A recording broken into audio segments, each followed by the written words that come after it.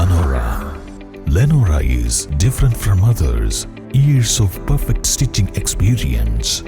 Lenora, linen, cotton cloth and stitching. വഴിക്കടയിൽ വിദ്യാർത്ഥി ഷോക്കേറ്റ് മരിച്ച സംഭവത്തിൽ അനധികൃത വൈദ്യുതി കെണിയാണ് അപകട കാരണമെന്ന് എഫ്ഐആർ. മറ്റുള്ളവർക്ക് അപകടമുണ്ടാകുമെന്ന് അറിഞ്ഞുകൊണ്ടുള്ള പ്രവൃത്തിയാണ് നടന്നതെന്നും എഫ്ഐആറിൽ പറയുന്നു. കെഎസ്ഇബി ലൈനിൽ നിന്ന് അനുമതിയില്ലാതെ വൈദ്യുതിയെടുത്താണ് കെണി സ്ഥാപിച്ചിരുന്നത്. മരിച്ച അനന്തുവിന്റെ പോസ്റ്റ്മോർട്ടം മഞ്ചേരി മെഡിക്കൽ കോളേജ് ആശുപത്രിയിൽ നടന്നു. ഷോക്കേറ്റ മറ്റ് 2 കുട്ടികൾ ആശുപത്രിയിൽ ചികിത്സയിലാണ്.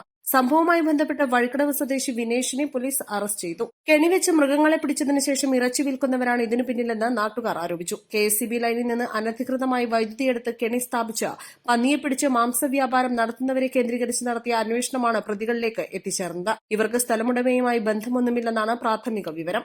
അനന്തുവിന്റെ ബന്ധു സുരേഷിന്റെ പരാതിയിലാണ് ഭാരതീയ ന്യായ സംഹിത 105 വകുപ്പ് പ്രകാരം പോലീസ് നരഹത്യാ കുറ്റം ചുമത്തി കേസെടുത്തിരിക്കുന്നത്. അനന്തു അപകടത്തിൽപ്പെട്ടത് കാൽ വൈദ്യുതി കമ്പിയിൽ തട്ടിയതിനെ തുടർന്നാണെന്നും അനന്തുവിനെ രക്ഷിക്കാൻ ശ്രമിക്കുന്നതിനിടെയാണ് തനിക്ക് ഷോക്കേറ്റതെന്നും സുരേഷ് മൊഴി നൽകി. സമീപത്തെ തോട്ടിൽ മീൻ പിടിക്കാൻ പോയപ്പോഴാണ് അനന്തുവിനും മറ്റു 2 വിദ്യാർത്ഥികൾക്കും ഷോക്കേറ്റത്. മൊത്തം 5 പേരാണ് മീൻ പിടിക്കാൻ പോയിരുന്നത്.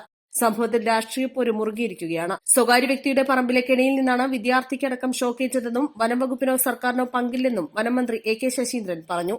അപകടം ഖേദകരമാണെന്നും സംഭവത്തെ രാഷ്ട്രീയവൽക്കരിക്കാൻ ചിലർ ശ്രമിക്കുകയാണെന്നും അദ്ദേഹം പറഞ്ഞു. തെരഞ്ഞെടുപ്പ് മുന്നിൽ കണ്ടാണ് ചിലർ സംഭവത്തെ രാഷ്ട്രീയവൽക്കരിക്കുന്നതെന്നും സംഭവം അന്വേഷിക്കുമെന്നും വനംവകുപ്പിന് എന്തെങ്കിലും വീഴ്ച സംഭവിച്ചിട്ടുണ്ടെങ്കിൽ കടുത്ത നടപടി സ്വീകരിക്കുമെന്നും മന്ത്രി കൂട്ടിച്ചേർത്തു. നിയമലംഘനം മന്ത്രി ശശീന്ദ്രൻ സമ്മതിച്ചെങ്കിലും സ്വകാര്യ വ്യക്തി കാട്ടിയ നിയമലംഘനത്തിന് വനംവകുപ്പിനെ പഴി പറയുന്നത് മനസ്സിലാകുന്നില്ലെന്നും കാര്യമറിയാതെയാണ് പലരും സമരം നടത്തുന്നതെന്നും അദ്ദേഹം പറഞ്ഞു. വനംവകുപ്പ് ഇലക്ട്രിക് ഫെൻസിംഗ് സ്ഥാപിക്കാറില്ലെന്നും സോളാർ ഫെൻസിംഗ് മാത്രമേ സ്ഥാപിക്കാറുള്ളൂ എന്നും മന്ത്രി വ്യക്തമാക്കി. വഴിക്കടവ് പഞ്ചായത്ത് കാട്ടുപന്നികളെ നിയന്ത്രിക്കാൻ എന്ത് നടപടികൾ സ്വീകരിച്ചുവെന്ന് പരിശോധിക്കണമെന്നും പല പഞ്ചായത്തുകളും വനംവകുപ്പുമായി സഹകരിക്കുന്നില്ലെന്നും അദ്ദേഹം വിമർശിച്ചു.